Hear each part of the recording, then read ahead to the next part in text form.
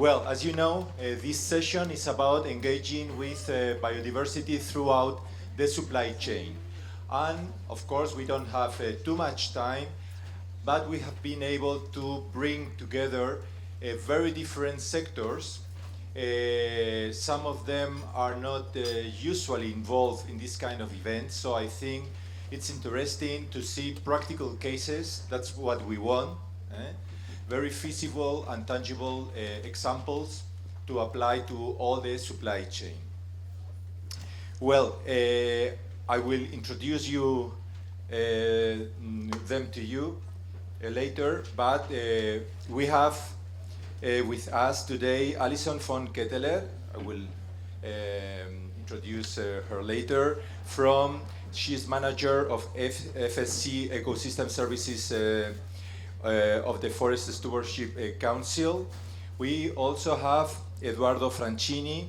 He's Agronomy Technical Manager of Japan Tobacco International, a sector that usually is not involved in this kind of events.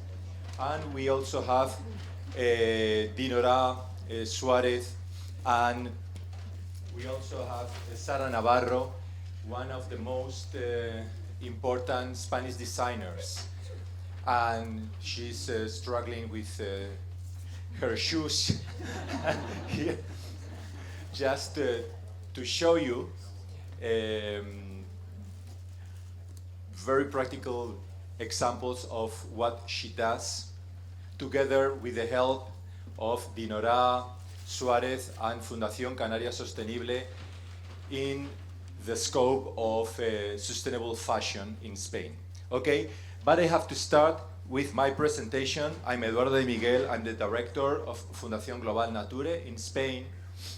And we are an NGO that is working mainly on three different strategic lines. The first one is the conservation and restoration of wetlands and other priority habitats in Spain. But it's very linked with the second one, which is sustainable agriculture and sustainable sourcing in the food industry. I will explain a little bit of the first strategy because it's very linked to the second one, okay? And of course, they are all involved in our work with many companies in social corporate responsibility. Well, this is a map of Spain with the main projects we have developed in the last 25 years. We have invested more than 18 million euros from public funds in the restoration of these wetlands, but we have also used a lot of private funds coming from companies and private donors that have also helped to achieve some of our main goals. The first one was the reflooding of Fuentes de Nava Lagoon. This was the typical, completely dried out wetlands in Spain during the 20th century. And thanks to this project, now we have 40,000 ducks and 30,000 geese now wintering again in central Spain, in the North Plain of Spain. We also work in other wetlands here. We have also restored these wetlands, the salt steppe wetlands in the South Plain of Spain, and now we are working in also Valencia region area, managing some of the most important wetlands here in the Mediterranean coast of Spain. Well, why do we work or why do we bring these examples here in the supply chain session? Because we are trying to link compensation measures from companies with these projects. Wetlands is one, I think, the single ecosystem or one of the few ecosystems where we can join the three main footprints of a company. First of all, we can work on carbon footprint compensation. In fact, we are restoring wetlands, opening these wetlands, harvesting the reeds, composting these reeds, and giving these reeds, this compost, to farmers in a buffer area around these wetlands. In this way, we create a friendly social ecosystem around the wetland with farmers, but we are increasing the carbon storage of soils of all these areas. At the same time that we are opening the abandoned wetlands. We have to be very careful because Mediterranean wetlands may change from sink to gas emitter, okay? Depending of the management we do with them. Because we can generate methane gas, okay? But we can avoid these emissions through this economical use of the wetland. But we can also compensate the water footprint. You have to consider that, for example, a big beer company may spend between 300,000 or 500,000 cubic meters of water every year.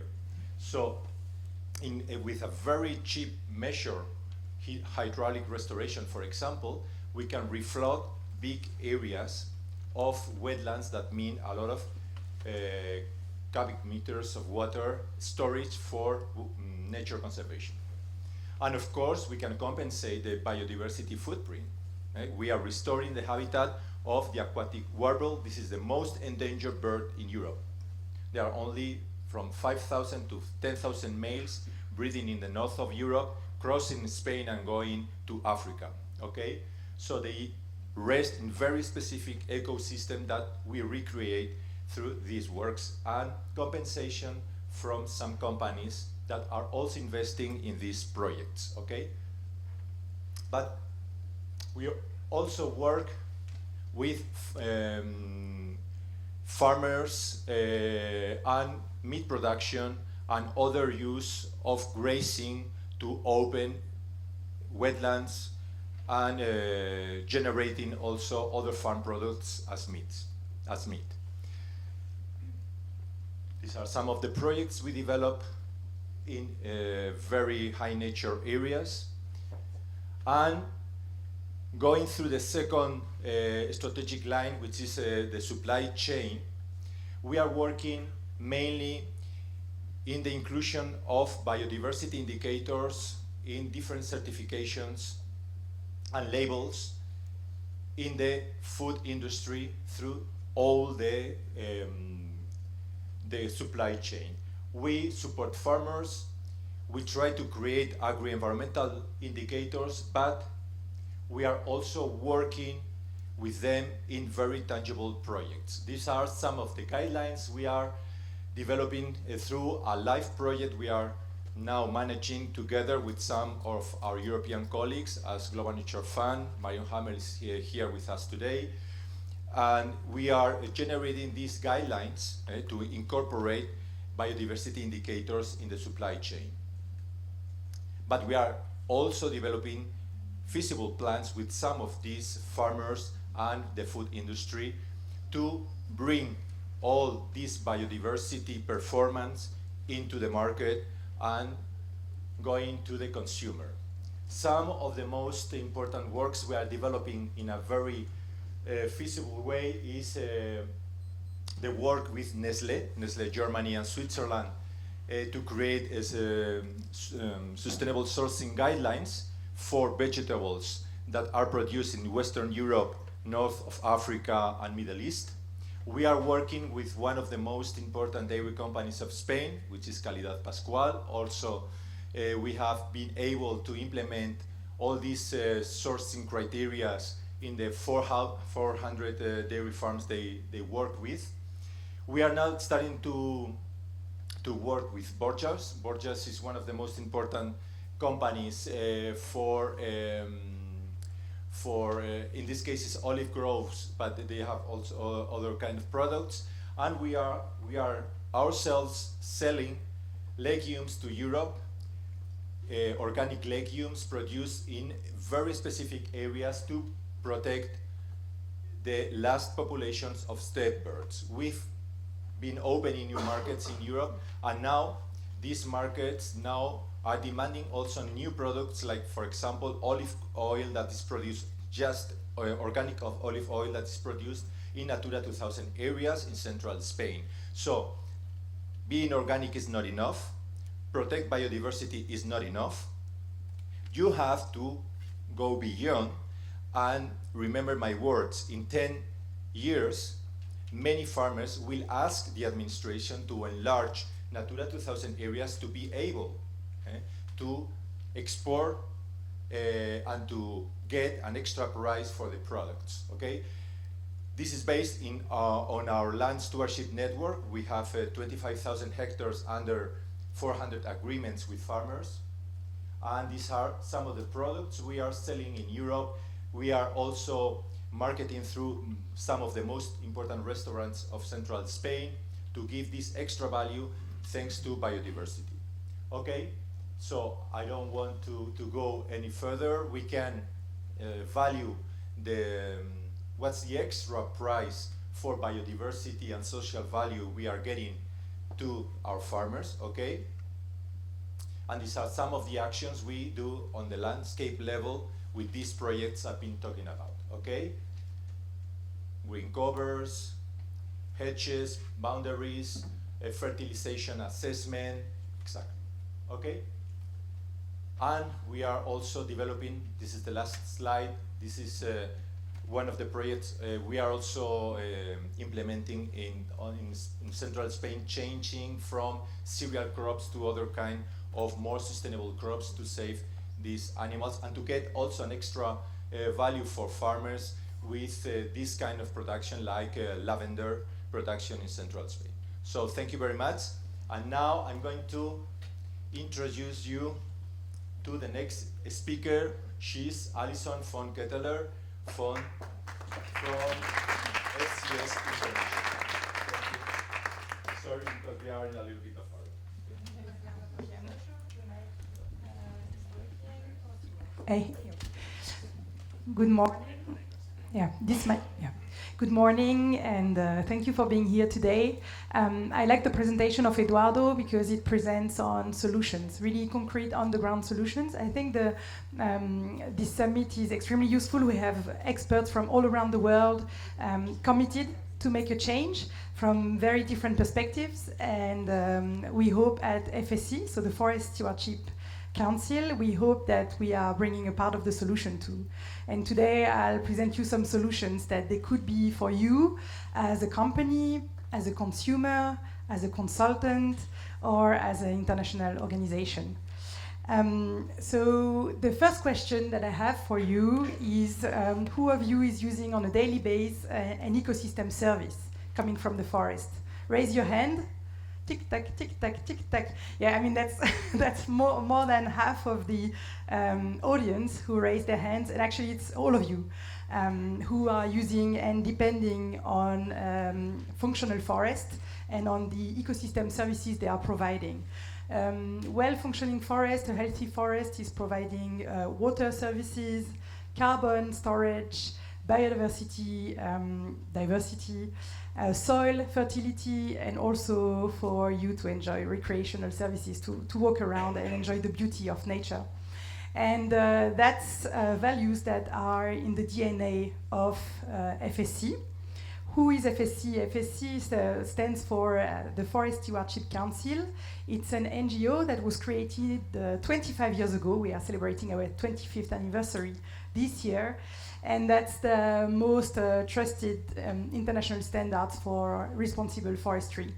And so today I'll talk to you about forest, but especially about the people who are managing this forest, and I will talk also about you, who's depending on this forest, and about your company, who's also depending on that forest, and what solutions we have, nature-based solutions we have for you. So on one hand, the Forest Stewardship Council is developing standards that on a very more than democratic, engaging way. It's a platform where economic, environmental and social powers are discussing with exactly the same weight in terms of voice, and where a consensus is found into what stands for responsible forest management. And so on one hand, we are in a daily contact with forest managers who want or who are already sustainably managing their forest, who have solutions for a positive impact on biodiversity, who have solutions about carbon storage, who have solutions about a rich biodiversity, who have solutions about a rich soil. And on the other hand, we are in contact with companies who have commitments towards the environment, so environmental commitments, governments with environmental commitments, and who are searching for solutions, first to understand the impact, and then to diminish that impact, make it neutral or even positive. So for us, it was really time to build a bridge between an offer, so the forest managers, and a demand, companies or governments who need to better understand their impact and what they can do to mitigate or even make this impact positive. And so the FSC system is since 25 years providing international standards for responsible forestry. There is about 200 million hectares of forest certified in the world, which is a good and a bad news. A good because it's already a lot. It's about 20% of the production forest that's certified in the world. And the bad news is that we would like more. Of course, I mean, if the whole world would be certified, or even if we would not need certification, would be a good news for all of us. So on one hand, as a consumer, as a company, you can make sure to purchase FSC certified products. It's for your company or for you as an individual an insurance that they are environmentally, socially, and economically beneficial practice in practice in the forest, in the product that you have in your hands. Probably most of the paper you have in your hand is FSC certified. So on one hand, we had solutions for companies who wanted to purchase, so along their supply chain, any company who's sourcing wood-based product, or any person, you as an individual, sourcing wood-based product, paper, wood board, tables, floor, where you're standing on, then you could have the guarantee to source it from an area that's responsibly managed if you look into the FSC label. But on the other hand, we were seeing companies that were not necessarily depending on the wood-based supply chain, that had commitments towards the environment and really meant it, but didn't find the nature-based solutions, or at least a credible one. So the ecosystem service procedure was born at FSC. It allows forest managers to demonstrate a positive impact on biodiversity, on carbon, on soil, on biodiversity, on recreational services on one hand, and on the other, so that's the set of tools we developed not only for forest managers but also for certification bodies, so auditors, and also companies to understand how they can communicate when they are sponsoring a forest manager for their responsible forest management. So on one hand, we have forest managers that are demonstrating a positive impact on carbon, on water, on soil, biodiversity. That's the topic today. And on the other hand, we have, so these forest managers getting or generating verified ecosystem service claims that are verified by international certification bodies that are totally independent from FSC. And on the other hand, we have sponsors who are sponsoring that positive impact. That sounds like theory, and I would like to jump right now into a real case. So we have in Italy group certification, so it's a number of public and private owners that are gathering together under the same certificate that decided to get their positive. They know, all these forest managers, they know that they are generating positive impact on biodiversity, on water, and so on. Otherwise, they would not be certified. But what they needed to do is to take one step further and to have this positive impact verified and demonstrated, quantified. And so that's what they did for a number of indicators. So here, biodiversity, here, carbon storage, here, maintenance of soil condition. And very concretely, now they are not only rewarded as forest managers for the wood they're extracting from the forest, they are also rewarded for the wood they are not extracting, for the wood, for all these additional actions they do for the fauna and the flora that are, from the forest manager perspective, the part that they are most proud of, but also the most painful, because that's a cost at the moment. And so now we have IKEA, Aeon, Barilla, who are, and so on, who are rewarding these forest managers for the positive impact they make. And so it's really a mutually beneficial circle, because on one hand, companies who have an avoidable negative impact on biodiversity or on carbon have the opportunity to make themselves to compensate for as much as their impact is. And on the other hand, we have foresters who have an incentive to do even better in terms of biodiversity conservation and so on.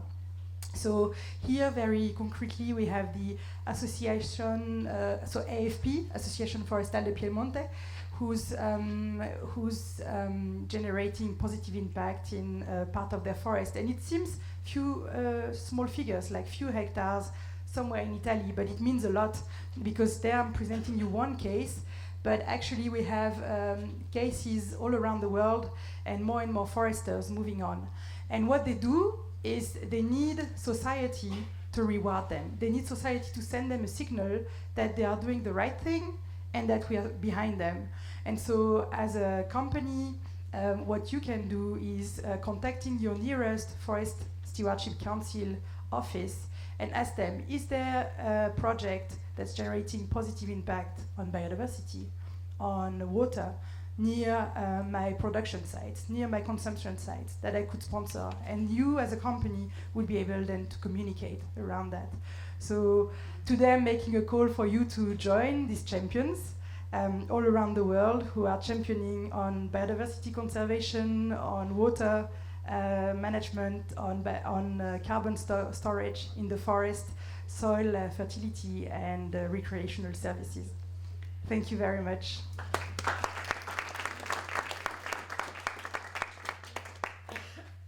Thank you, Alison. And now we have Eduardo Franchini from Japan Tobacco International. As you know, well, this group is actively creating opportunities through the reduction of environmental impact. They work together also with their farmers in the implementation of very feasible and tangible projects. Okay, Eduardo, thank you very much.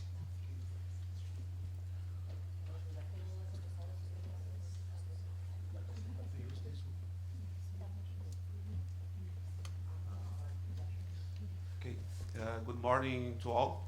First of all, I want to thank you for the invitation and be here to present some results that we are conducting in tobacco production in Brazil, together with Life Institute. Okay. As a summary, it's important to comment that our group is actively creating opportunities to reduce our environmental impacts.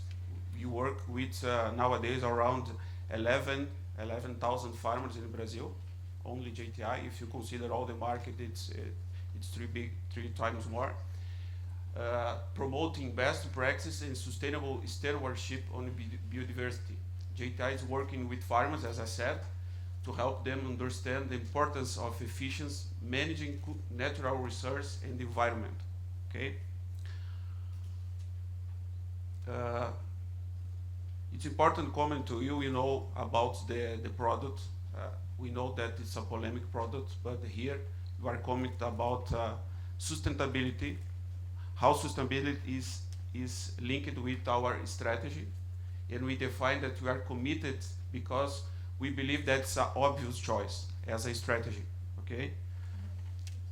Of course, I will comment more regarding to supply chain, where we have a lot of areas that you keep focus, for example, in agricultural labor practice, greenhouse gas emissions, water and waste, and supplier screening, and of course, forestry too, because you use wood for curing tobacco, okay? Regarding to this project, as a comment, we have a strong partnership with Life Institute. It started around 3 years ago, and the objective of this project through this partnership is use the methodology to measure the negative and positive impacts in our natural capital, biodiversity, in order to contribute to maintain our ecosystem services. This is the focus of this project that I will present to you today. More deeply, in terms of the objectives, learn the impacts in our natural resource, in our brains, and of course in our tobacco leaf growers, integrated growers.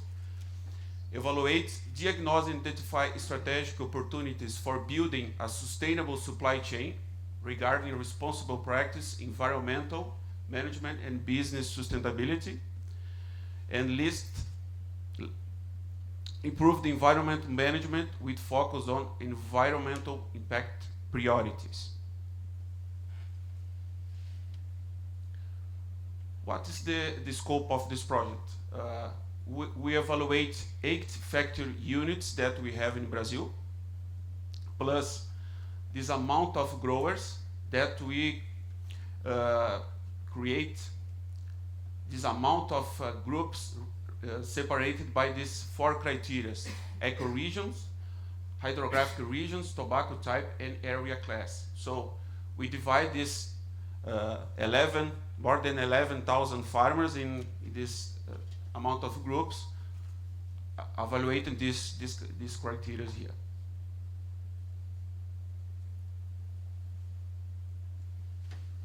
So just to show to you where we are operating in Brazil, we are operating in the 3 states of the south of Brazil: Paraná, Santa Catarina, and Rio Grande do Sul state. And here you can see 4 different colors that are the ecoregions.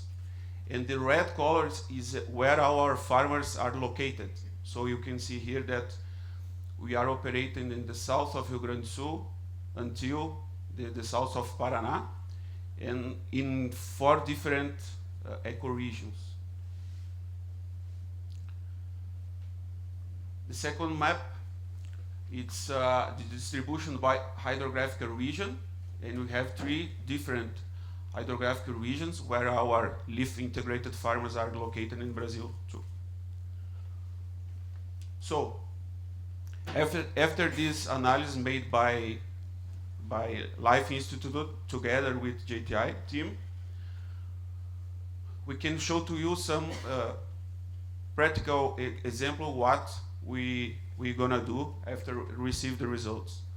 For example, we have a group of 500 tobacco leaf growers in Paraná, hydrographic region, and Araucária forestry region, where we have more clear how we have driven some efforts in conservation based on our impacts. So we define the most relevant environment impact, that is area occupation, as his graphic here show, analyze it by size, hydrographic severity, and ecoregion fragility.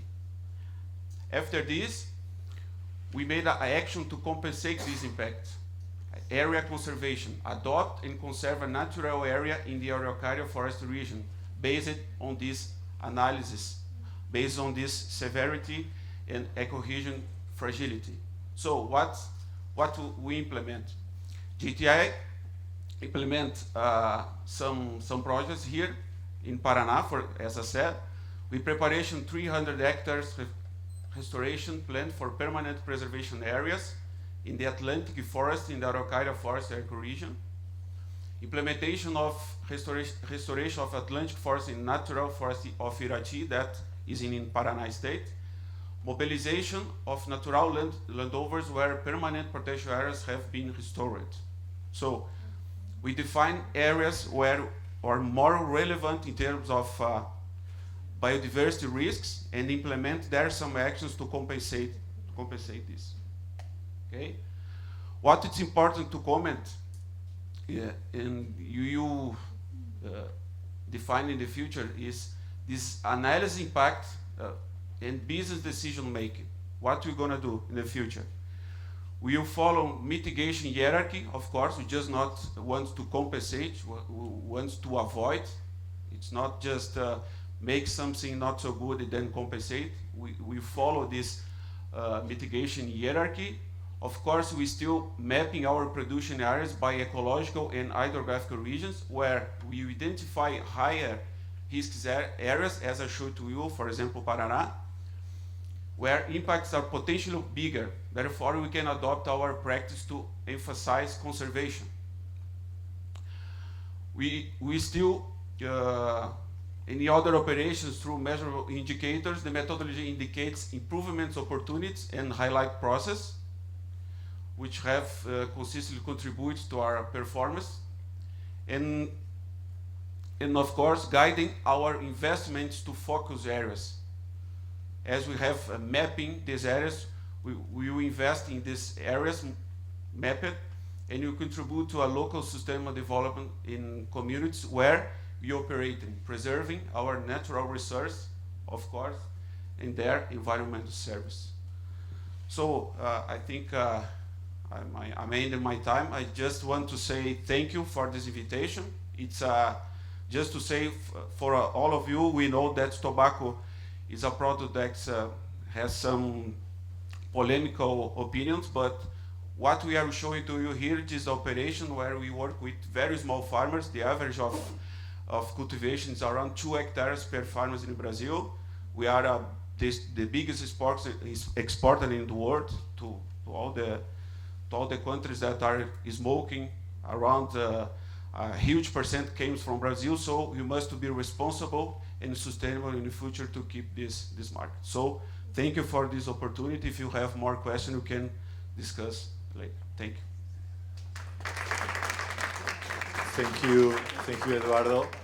We will keep in contact because we are also working here in Spain with an operational group for the tobacco sector in southwestern Europe, Spain, sorry, and we would like to learn from your advances in Brazil. Thank you very much. We are in contact. And now we go to the fashion sector, to the fashion industry, and we have here with us today Sara Navarro. Sara Navarro is the most famous shoe designer of Spain. She has the gold medal of arts of Spain because her contribution to culture, and she has developed, her company has developed a sustainable sourcing procedure that I think it could be scale up for other companies.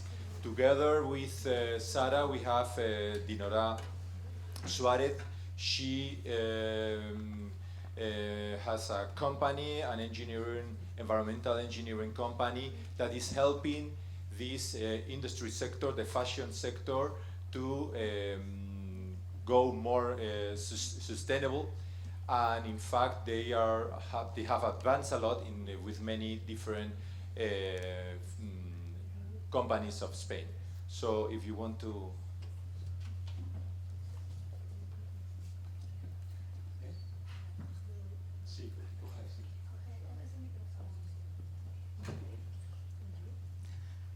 Hello, everybody. Thank you very much for this invitation, and we are so glad to be here because we want to talk about the fashion industry and the problem we have and the solutions. Now we are not part of the problem; we are the problem, and we want to be part of the solution. So here with me, I have Sara Navarro. She's I know that all of you know her, but she's one of the best. Brilliant designers, Spanish designers. She's been working a lot in sustainability since the very, very beginning. She's the third generation of shoemakers, and now she's going to let us know a little bit more about this story. Okay, hello everybody, good morning. I belong to one of the most important shoe business families in Spain. Spain is a country with a very important and international shoe industry. Probably you don't know, but most of the luxury shoes that are walking around the world are produced in Spain and in a very small town. The name is Elda, where I was born. And between 5 families is sharing. They are sharing that huge important production of more than 6 million pairs with a price from the factory around more than 100 euros. So it's a very, very big business. And so I belong one of these important families in the shoe business, and I was born there. So between my grandfather and my grandmother making the shoes. So, and I started very young, at 20, 21 years, but I was working all my life in this factory. Playing when I was a child and working, I remember all my life, so in the factory. And our first brand is Sara Navarro, that is Navarro is the name from the family. But my family business was specialized always in comfort shoes and very, very attentive to health and to help people to walk in a very healthy way. So in my culture, so from the family business, health was always very important and take care of people. And this is the most important, the important brand that is Navarro from the family, and starting making that kind of shoes, very luxury, very special, high quality, as the important industry we have in our country. And then 20 years ago, I discovered that I was ill and with a cancer. So I spent a lot of time living in Houston at the medical center. You know this part of the States, so I was trying to recover my health, and so for a long period, and I had a lot of time, so many time to think about everything and the origin that is producing that illness, the illness. And I was studying a lot about all the factors, all the things that around our life are helping in kind of way to develop the illness. And in that time, I decided to create another line.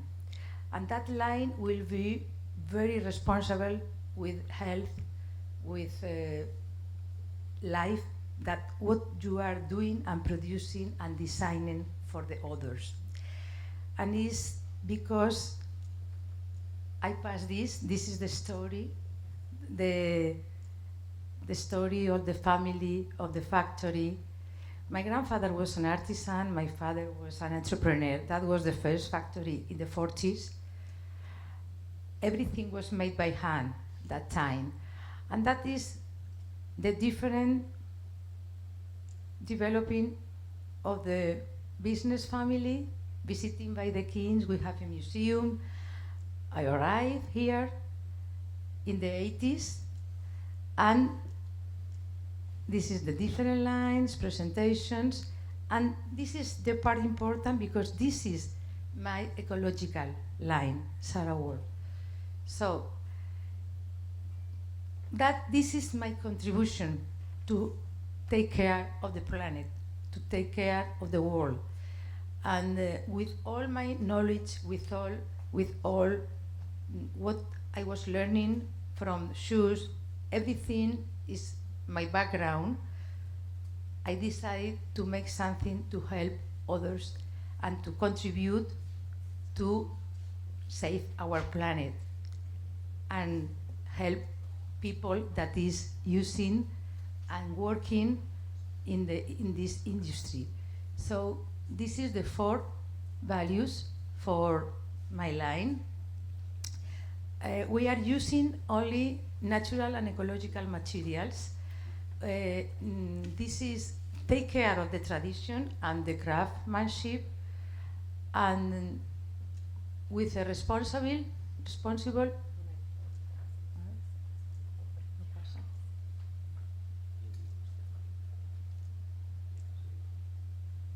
No pasa, a ver.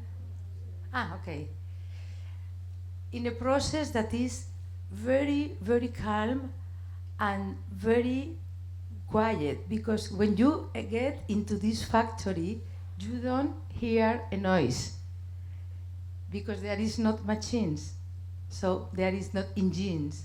This is all the parts that you are using. We are working with jute, that is an organic plant. With this jute, we are making the sole. You are making the sole of the shoes, and all materials that we are working with are completely ecological. So when the shoe is used, you can put under the earth, and with a few passions you can get a tree after some years. Because the difference, and this is the most important to understand, because the shoes are so comfortable and so healthy. Because the plant is leather or is cotton. It's not synthetic, it's nothing to do with this. This is a jute organic plant that is absolutely natural. The inside is sweat. And here is caoutchouc, it's not rubber. 95% is rubber always here, but for us it's caoutchouc. And this is silk or is cotton, so all natural materials that make the difference between a shoe that is not ecological and one that is completely eco. And the slogan for this brand is Eco Cool, Eco Chic, because we can't forget design if we want to be competitive, and we can have both without any problem. So we must make styles that are original, that are loved by women, but men also, and men also, and to have this in a very natural and ecological way. So Dinnorah, she knows very well the production. She has been in the factory. Yes. And the first time I went there, it was like this fantastic and awesome factory. You can't imagine how she works there. People, she has developed the first, I think it's the first social responsibility system related to fashion industry, I think, ever, no? Like 40 years ago or something like that.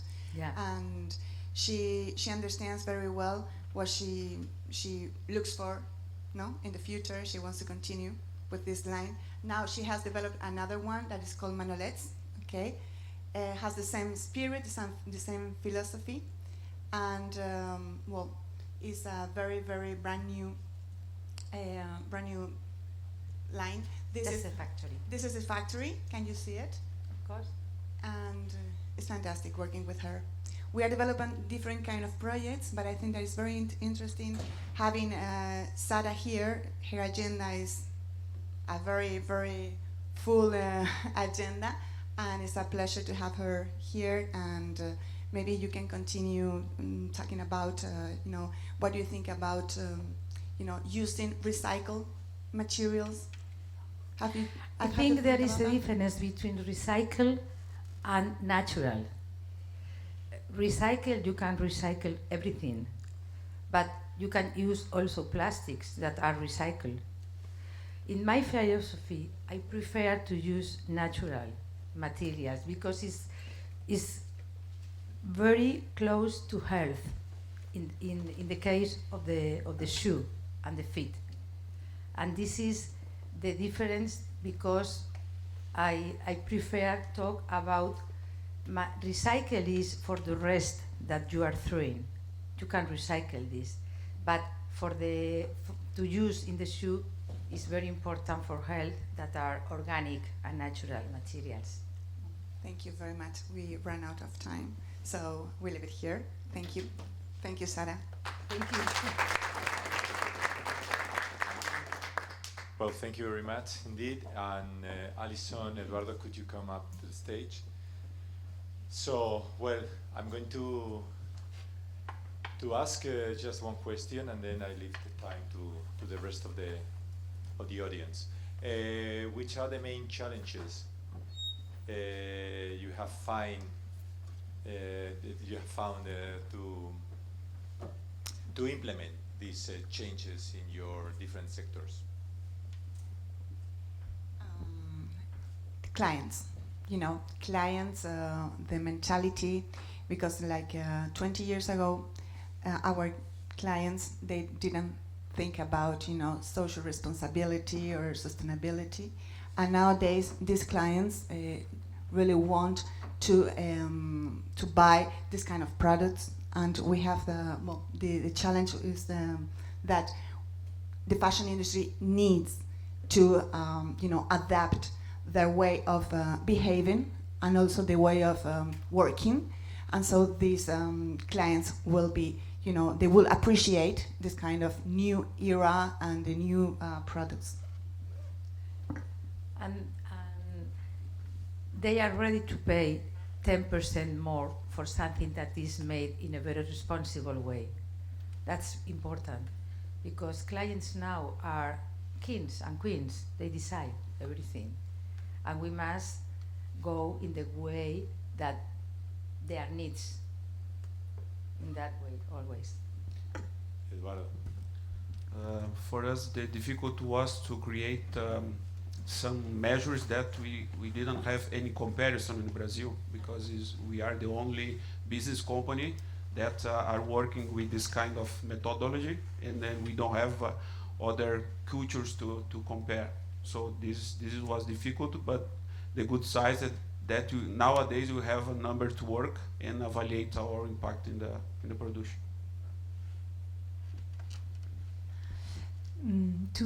To us, there are various challenges. The first one, I think that's the one we all face, it's time. We are solving tomorrow problems of yesterday, in a way, sometimes, especially in the environment. It feels we are always once there, that the damages and degradation is always faster, or we, hopefully not, we'd like to turn that trend, than how fast we can act. Another challenge is innovation. We are exploring ways that we know are necessary, but are not necessarily comfortable. So it's really about working with as many people as possible who are visionaries and ready to move on. And the last one is funding. We know we are doing the right thing, or as right as possible. I mean, perfect is the enemy of done. But so it's really funding. And the more resources we can put together, the more impact we will have. So that's the 3 challenges we are facing. Does anyone want to?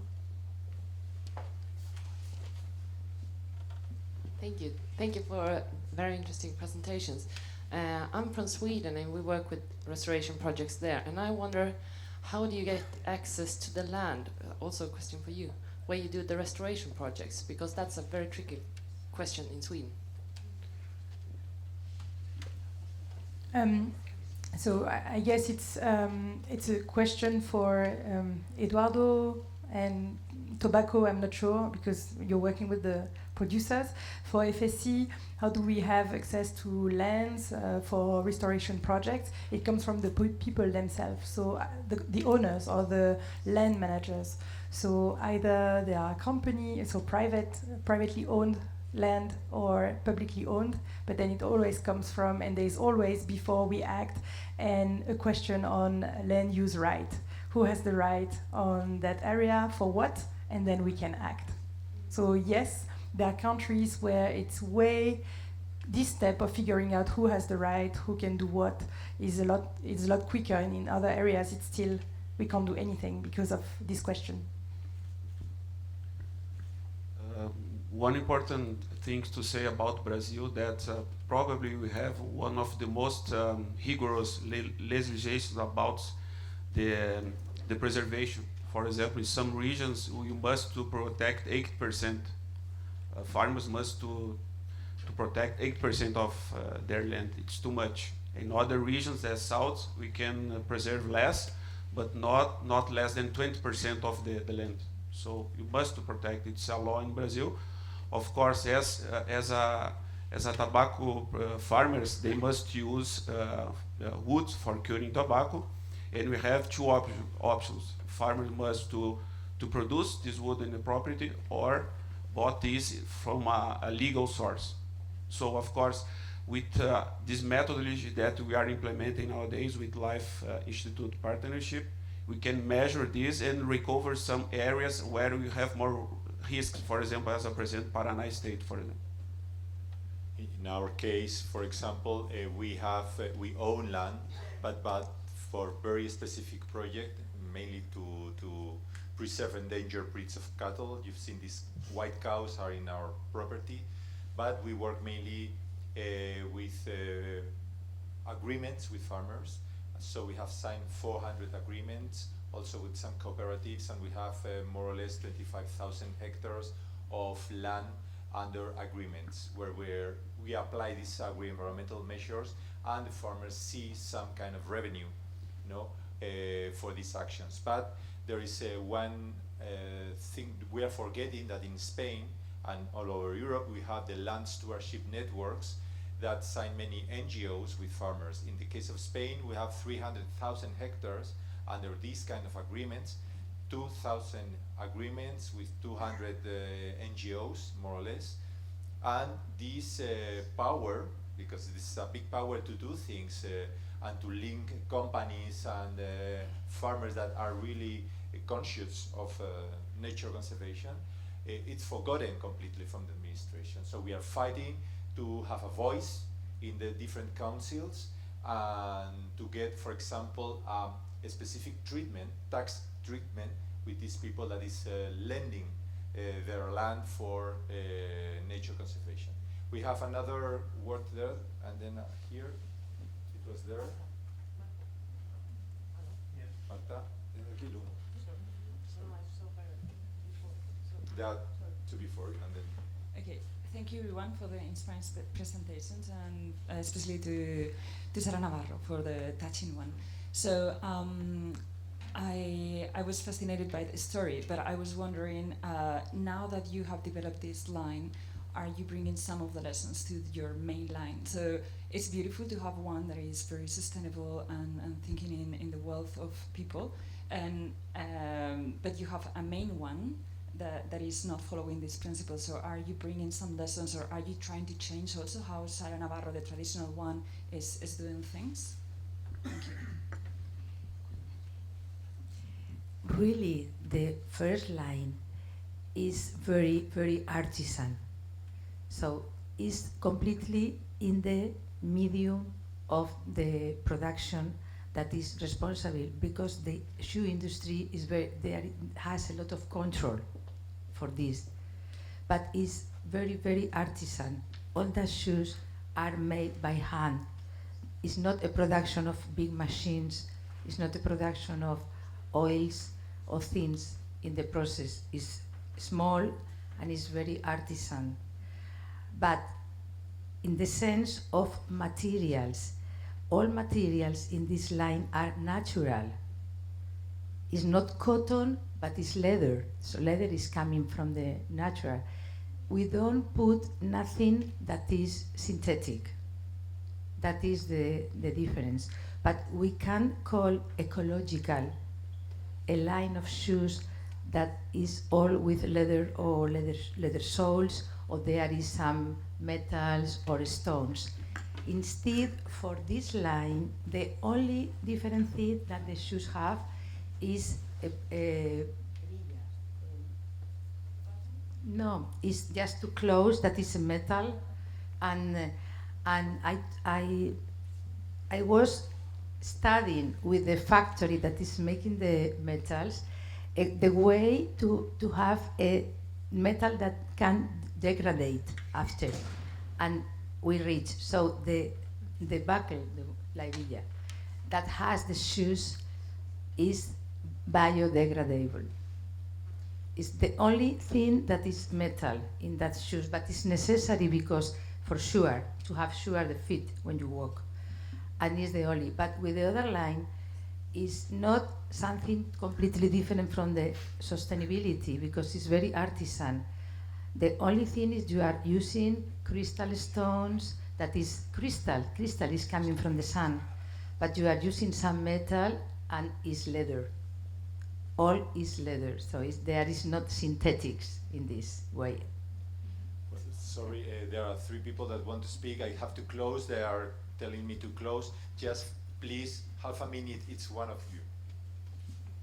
Okay, my question goes to Sara, but also to FSC. As Eduardo explained, we are working with standards in the food sector because we think the standards have a very important role.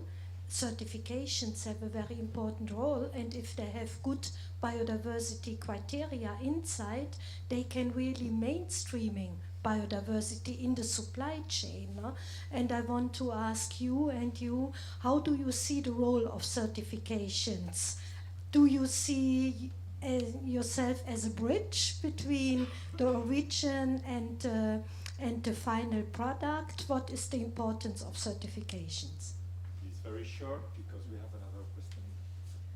Please, we are going to finish all the, if you don't mind, very short, please, because they are Okay, thank you. I'm Paul Harrison from Sound and Fair Group. We supply FSC certified timber to the musical instrument industry from community forests. I think there are 2 things for me that really resonate. One is the competition in the supply chain. Our experience is that it's a lot harder to break through because of the lack of a level playing field. You've got higher costs when you start up if you're biodiversity friendly than your competitors. Be interested to get your feedback on that. And also this point about the clients. The musical instrument industry is very old-fashioned. It's very hard to change. I'm keen to hear how people are moving the kind of the consumer demand towards more biodiversity-friendly engagement at the manufacturing level. Thank you. And you, please, half a minute. No, a very short answers, please. Okay, very quickly. So, Haven Williams from the International Council for Mining and Metals. A question which is a slight nuance perhaps on the first question, which is about scale. So, FSC is a very good example of scaling up of responsible sourcing practices. I wonder if the other projects have thoughts on that. And also traceability. In the mining sector, traceability is a big impediment to responsible sourcing, and I wondered if that was an issue and another issue to tackle in terms of scaling up, particularly for commodities that are traded in commodity exchanges. Thank you. Very short answer. Sorry. On the some of my answer to the first question is in your question too. So certification, at least how FSC does it, is its future. It's in being an engagement platform. It's pretty unique to have so many interests and sometimes even conflicting together. So it's really a platform to discuss and to agree, and at a global scale. And that's the power of FSC. But not only to be global, but also local with all the FSC offices and all the consultants around the world, the companies, the forest managers working with FSC. So FSC is, yesterday there was a presentation saying that now the consumers, society is the main shareholder of a company, and that's really what FSC can help doing, is bringing trust and hence also diminishing the risk within the supply chain and even outside with such projects I presented today. Dinnorah, because we are working together on this story of certificates. Okay, about certifications, standards, okay. My own company, we develop different kind of certifications for other people, and also we implement these certification standards. But I think certifications are very, very important, but they are not all. I think that philosophy, the company's philosophy must go first. Okay, clients, they have to, relate the philosophy with the products and with the behavior of the company. Okay, yeah, we must, we use these certifications because we want to prove something, okay, which is the best proof that we exist, the philosophy, you know, the heritage, you know, it's like 3 generations working on this project, you know, right now. We have more things that, because we have no time to tell you a lot of things we are working on, but certifications, of course, are important, but it means, you know, we have so many certifications, so many standards, which one is the best? So that depends on the client, the client's view. And for us, you know, the philosophy must go first. The price. Thank you very much indeed. Thank you, and excuse for the rush. You have to go directly to auditorium, and just to finish, they are speaking about ethics. They are not speaking about economy, the value of the ecosystems, and they don't care about indicators. They know what they have to do. So this is something we should talk about the rest of the day. Thank you.